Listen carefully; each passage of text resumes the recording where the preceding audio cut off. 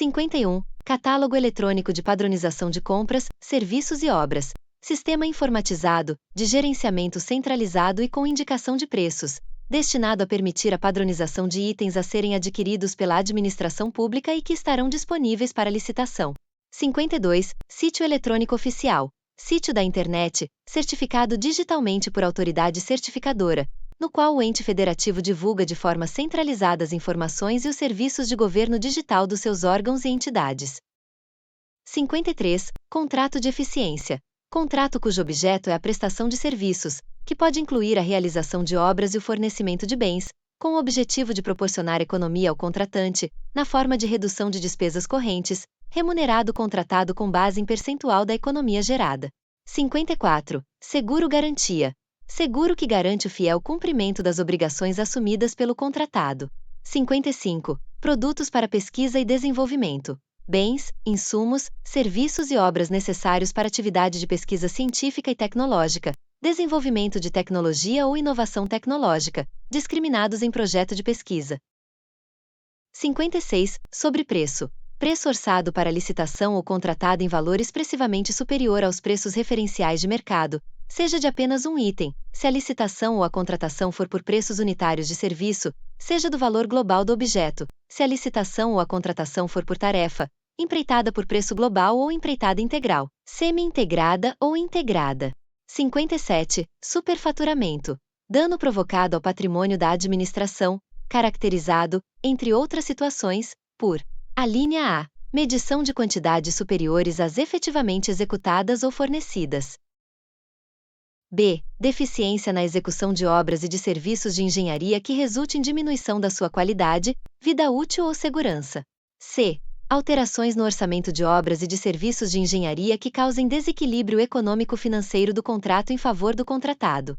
D. Outras alterações de cláusulas financeiras que gerem recebimentos contratuais antecipados, distorção do cronograma físico-financeiro, prorrogação injustificada do prazo contratual com custos adicionais para a administração ou reajuste irregular de preços.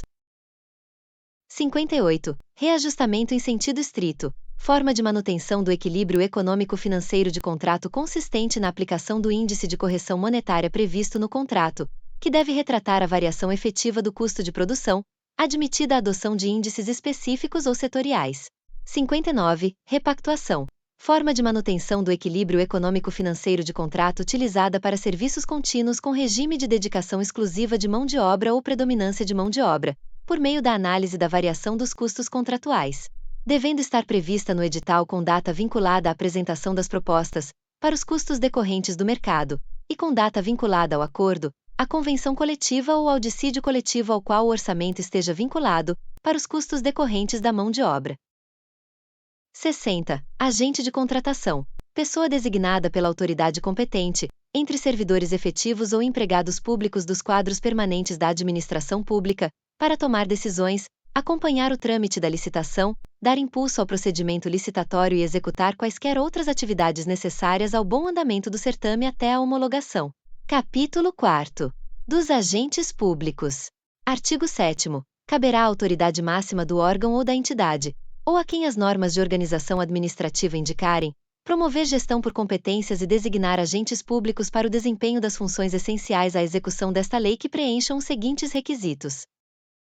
Inciso 1º. Sejam, preferencialmente, servidor efetivo ou empregado público dos quadros permanentes da administração pública.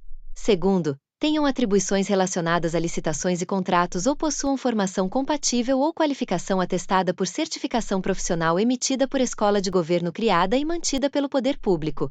E, 3º, não sejam cônjuge ou companheiro de licitantes ou contratados habituais da administração nem tenham com eles vínculo de parentesco, colateral ou por afinidade, até o 3º grau, ou de natureza técnica, comercial, econômica, financeira, trabalhista e civil.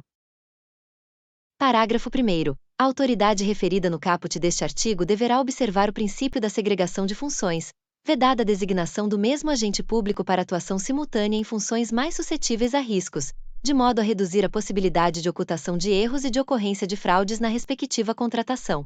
Parágrafo 2º. O disposto no caput e no parágrafo 1º deste artigo, inclusive os requisitos estabelecidos, também se aplica aos órgãos de assessoramento jurídico e de controle interno da administração. Artigo 8º. A licitação será conduzida por agente de contratação, pessoa designada pela autoridade competente, entre servidores efetivos ou empregados públicos dos quadros permanentes da administração pública, para tomar decisões, acompanhar o trâmite da licitação, dar impulso ao procedimento licitatório e executar quaisquer outras atividades necessárias ao bom andamento do certame até a homologação. Parágrafo 1º. O agente de contratação será auxiliado por equipe de apoio e responderá individualmente pelos atos que praticar, salvo quando induzido a erro pela atuação da equipe.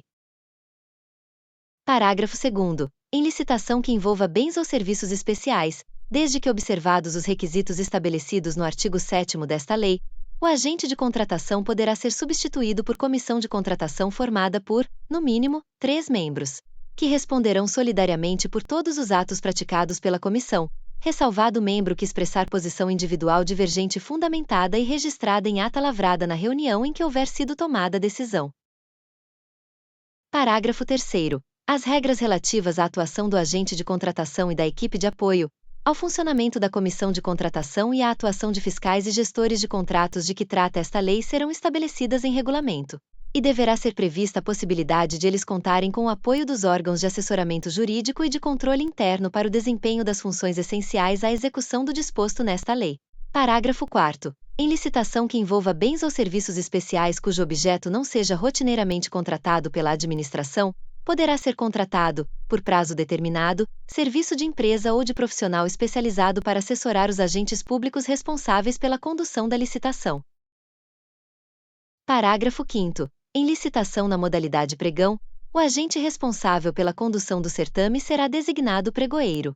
Artigo 9º. É vedado ao agente público designado para atuar na área de licitações e contratos, ressalvados os casos previstos em lei. Inciso 1º. Admitir, prever, incluir ou tolerar, nos atos que praticar, situações que: alínea A. Comprometam, restringam ou frustrem o caráter competitivo do processo licitatório, inclusive nos casos de participação de sociedades cooperativas.